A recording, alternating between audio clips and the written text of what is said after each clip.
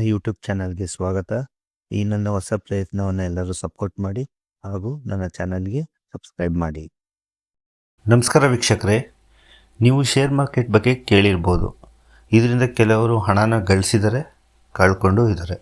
ಅದರಿಂದ ಕೆಲವೊಬ್ಬರು ಇದನ್ನು ಶೇರ್ ಮಾರ್ಕೆಟ್ನ ಜೂಜು ಅಂತಲೂ ಕರೀತಾರೆ. ಆದರೆ ಶೇರ್ ಮಾರ್ಕೆಟ್ ಅಂದರೆ ಏನು, ಇದು ಹೇಗೆ ಕೆಲಸ ಮಾಡುತ್ತೆ ಅನ್ನೋದನ್ನು ಇವತ್ತಿನ ವಿಡಿಯೋದಲ್ಲಿ ಅತ್ಯಂತ ಸರಳವಾಗಿ ತಿಳಿಯೋಣ. Welcome to simply explained Kannada. ಸರಳವಾಗಿ ಹೇಳಬೇಕು ಅಂದರೆ ಶೇರ್ ಅಂದರೆ ಪಾಲು ಅಥವಾ ಭಾಗ ಅಂತ ಅರ್ಥ ಬರುತ್ತೆ. ಹಾಗೆ ನೀವು ಒಂದು ಕಂಪನಿಯಲ್ಲಿ ಶೇರ್ನ ಪರ್ಚೇಸ್ ಮಾಡಿದ್ರೆ ಅದನ್ನೇ ಶೇರ್ ಮಾರ್ಕೆಟ್ ಅಂತ ಕರೀತಾರೆ.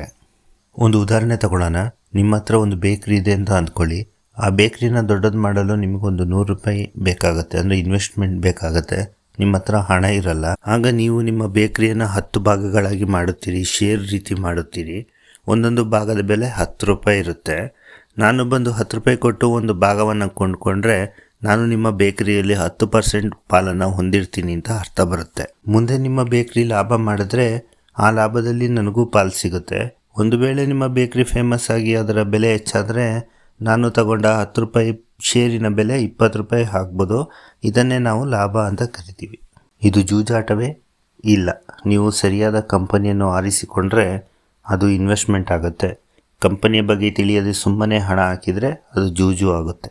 ಅದಕ್ಕೆ ನಾವು ಕಂಪನಿಯ ಬ್ಯಾಲೆನ್ಸ್ ಶೀಟ್ ಮತ್ತು ಲಾಭ ನಷ್ಟವನ್ನು ನೋಡಬೇಕು, ನಂತರ ಇನ್ವೆಸ್ಟ್ಮೆಂಟನ್ನು ಮಾಡಬೇಕು. ಇದೇ ಶೇರ್ ಮಾರ್ಕೆಟ್ನ ಮೂಲ ತತ್ವ. ಈ ವಿಡಿಯೋ ನಿಮಗೆ ಇಷ್ಟವಾಗಿದ್ದರೆ ಲೈಕ್ ಮಾಡಿ. ಮುಂದಿನ ವಿಡಿಯೋದಲ್ಲಿ ಡಿಮ್ಯಾಟ್ ಅಕೌಂಟ್ ಅಂದರೆ ಏನು ಅನ್ನೋದನ್ನು ತಿಳಿಸ್ಕೊಡ್ತೀನಿ. ಇಂತಹ ಸರಳ ಮಾಹಿತಿಗಾಗಿ ಸಿಂಪ್ಲಿ ಎಕ್ಸ್ಪ್ಲೈನ್ಡ್ ಕನ್ನಡ ಚಾನಲ್ಗೆ ಸಬ್ಸ್ಕ್ರೈಬ್ ಆಗೋದನ್ನು ಮರಿಬೇಡಿ. ಧನ್ಯವಾದಗಳು.